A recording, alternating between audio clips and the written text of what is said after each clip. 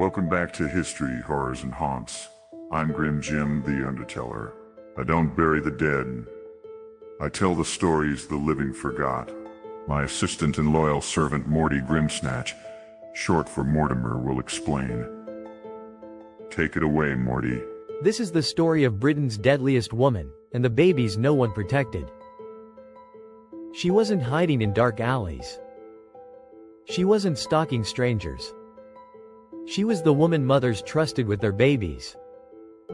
For nearly 30 years, infants were carried into her home, and most of them were never seen again. Her name was Amelia Elizabeth Dyer. She is believed to have murdered more infants than any other serial killer in British history. In Victorian England, she made her living as a baby farmer, promising desperate women care, safety, and a future for their children.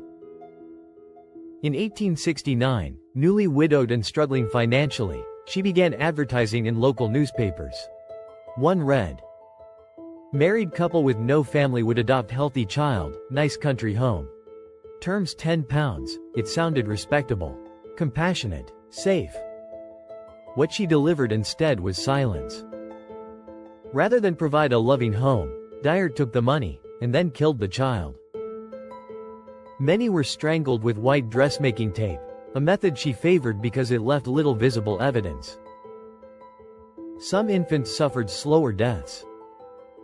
They were drugged with opiate-laced cordials such as laudanum or so-called mother's friend, to keep them quiet while she gradually starved them to death.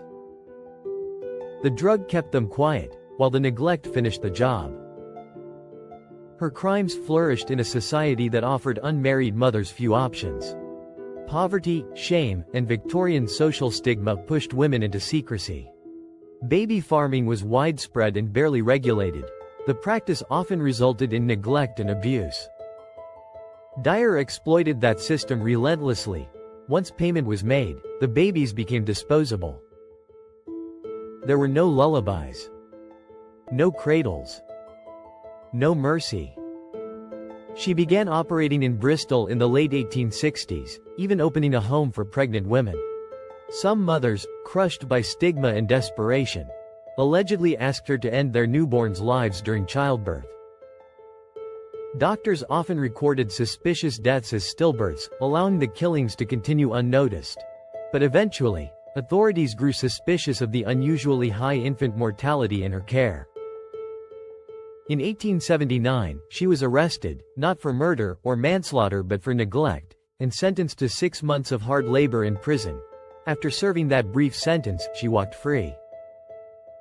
But Dyer didn't stop. She simply adapted her method. Dyer soon realized the risk of involving doctors to issue death certificates. So she changed her method. She began disposing of the bodies herself. Their bodies were wrapped and dumped into the River Thames, weighed down so they would never surface. No more long-term fostering. No more risk. Just a single adoption fee, and a quick death. Her logic was chillingly simple. It was easier to kill the babies immediately. Relocating to Reading, Berkshire, she attracted a steady stream of clients. Neighbors later recalled seeing baby after baby carried into her home, yet almost none ever left. For decades, she operated undetected. The truth finally surfaced on March 30, 1896, when a bargeman on the River Thames pulled a floating parcel from the water.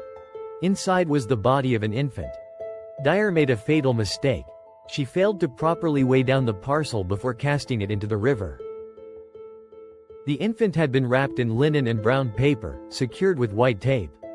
The same tape later became an important identifying detail. The child was eventually identified as Helena Fry. Inside the wrapping was a small but fatal error. Part of a label bearing one of Dyer's own aliases, a traceable mistake. That mistake led investigators straight to Amelia Dyer's door.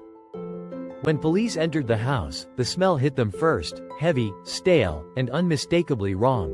Then they saw it. Receipts for newspaper advertisements. Telegrams arranging adoptions. Children's clothing lay abandoned. Pawn tickets for baby clothes. And white edging tape. The same kind found around the infant's neck.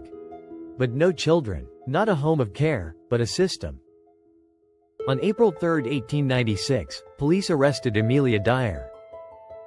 A wider search of the River Thames uncovered more than 50 infant victims, many bearing the same unmistakable detail: a length of white tape.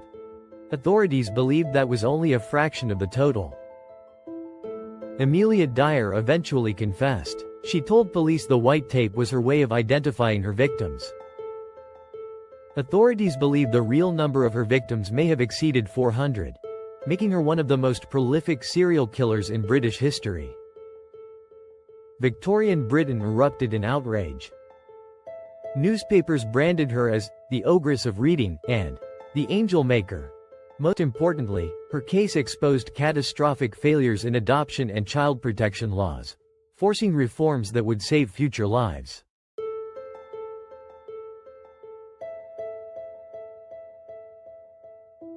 On May 22, 1896, Amelia Dyer stood trial. Crowds gathered outside the courthouse, demanding justice. The jury reached its verdict in just 4 minutes: guilty. She was sentenced to death. On June 10, 1896, Amelia Dyer was executed by hanging at Newgate Prison.